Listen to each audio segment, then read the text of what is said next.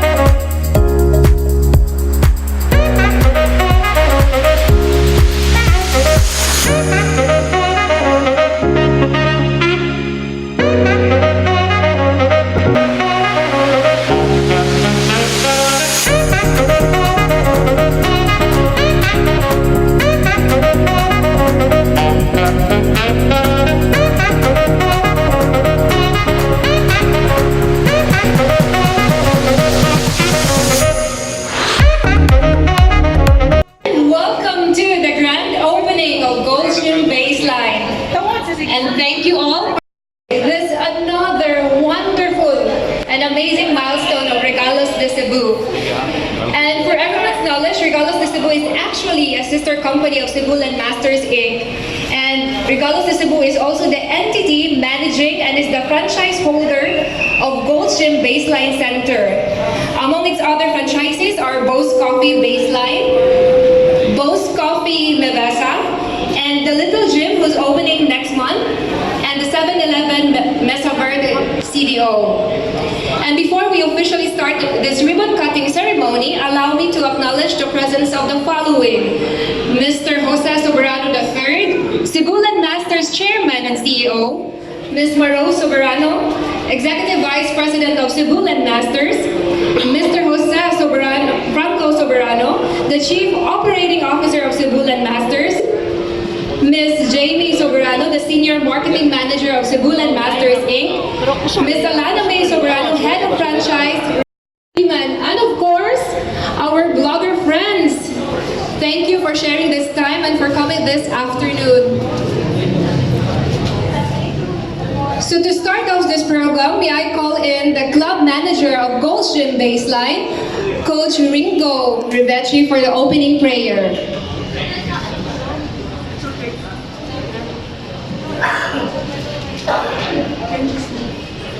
Thank you.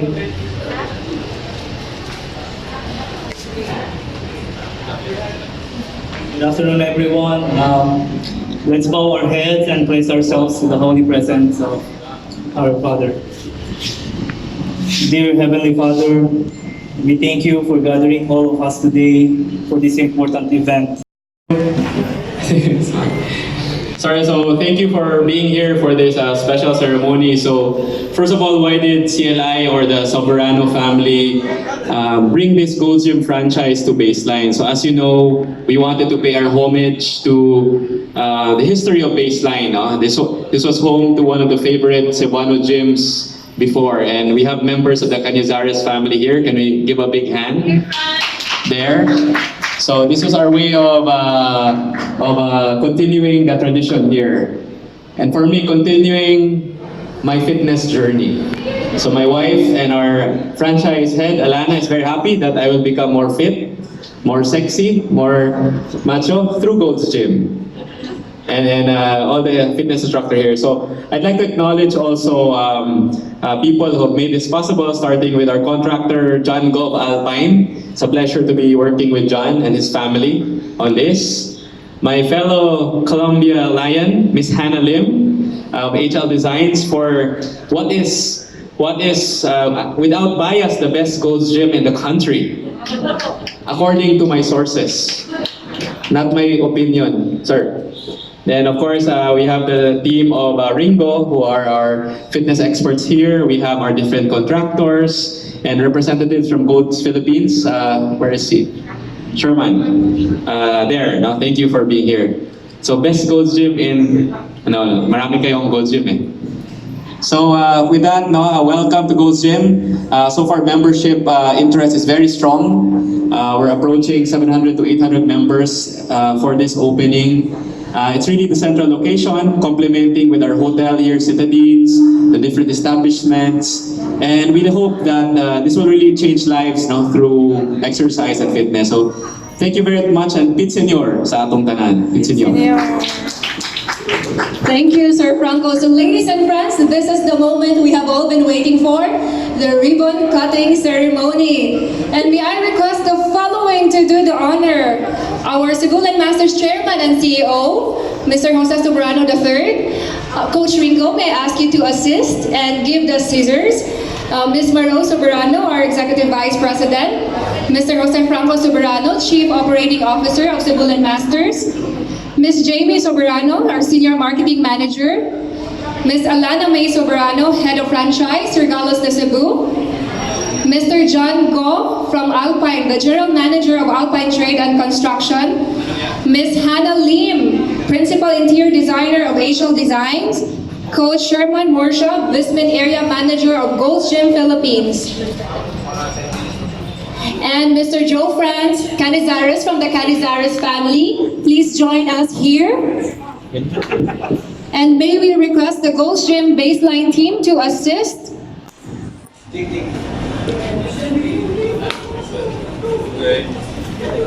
All right.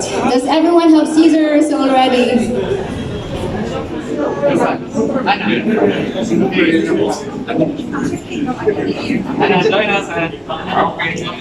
All right, let's focus and let's smile to the camera first and pretend that we are cutting the ribbon. Pretend first. And on my count, can you count with me? Let's do this together in 5, 4, 3, 2, 1. Congratulations, Gold's Gym Baseline, on your grand opening. Congratulations also, Regalos de Cebu. I need another big round of applause.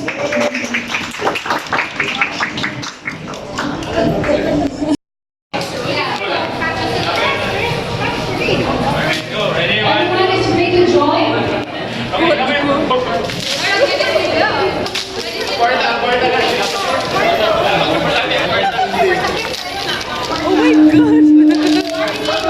We in Cebu Land Masters are happy to present and offer to the public, and that we in AB Soberano, who has taken this franchise, believe in this particular activity so much that we really decided to have it as a major location here in Baseline Center, because it's following really the tradition as what Franco mentioned, because for many years Baseline has really been the center for sports activities, no? Not only in tennis or billiards or the pelota craze before, and of course the gym that they had. A lot of major personalities have utilized their gym. That is why I have asked the Canizares family, where everything started here really, to lend us many of their photos. Because we are going to have a memorabilia corner here, so that you can see for yourself. No? We will put it in an exhibit form. It will become a permanent element here of Baseline Center for people to view the beginnings of Baseline. No? And you will really admire on how it has evolved into that kind of center, no? in sports. And we are just really continuing this tradition, and what we are doing now is really offering the best. You will be a witness to it, even the matter of the equipment. We were asked on to what extent are we willing to put in, and we said we want to have the full package and the best. And they had to transport this all the way from the US. And you can see it for yourself. Even the way we distributed and lay out the area. You know, we have a place there. Later on, you will see some of the Zumba dances. No, are we going to have that later? So you will see that space for yourself. So this is a very good addition to Baseline. You know that we have also residential condo here. There will become 2 towers when we will have the next phase up probably in 1.5 years, and the retail component will already extend. So it's timely for us to do this before or during the Sinulog week.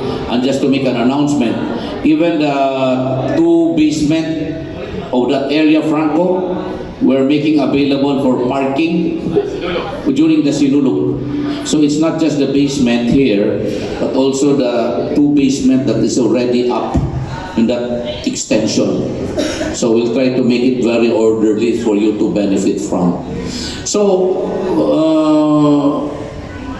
it's good that it's in Sinulog.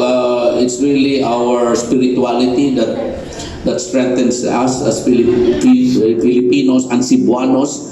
We just went there this morning for Mass, and wow, you see the outpouring of the devotion really to our Santo Niño, no? And while we are strengthening our spirituality, and that should always be the norm in our life, you have to balance that with physicality. And I think this is what Baseline Gold's Gym will address, no? So, nindot sa dan atong pagampo, umay atong panglawas. No, that's why, I have my mother here. Where is she? Inside. Usan is example nga regular kayo mo exercise. That's why she is now pushing 93 years old. 93 na siya, and she is and I think by next week mo workout pa ni din at 93. Pero I like Zumba, I like apila Zumba, no? So that is the combination, really good spirituality. Gikanta sa Redemptorist simba na to, ari rin tadagan din workout din sa atong Baseline Gold's Gym. So, daghan kayong salamat to our friends of media. Thank you for joining us. Our friends here, please partake of our beautiful facility, and I hope you will enroll. It's very reasonable, no? And I'm sure it's something that will be very worthwhile for you. So, daghan kayong salamat. Pit Senior, Viva Pit Senior! Thank you, Sir Joe. I am actually one of those witnesses of the best service since I've come here almost every day to get some muscles. Anyway, that wraps up our today's program. Again, thank you all for coming and for sharing your time with us. And please do enjoy our sumptuous refreshments. And see you all in a few minutes in your dance outfit for the group classes. Thank you.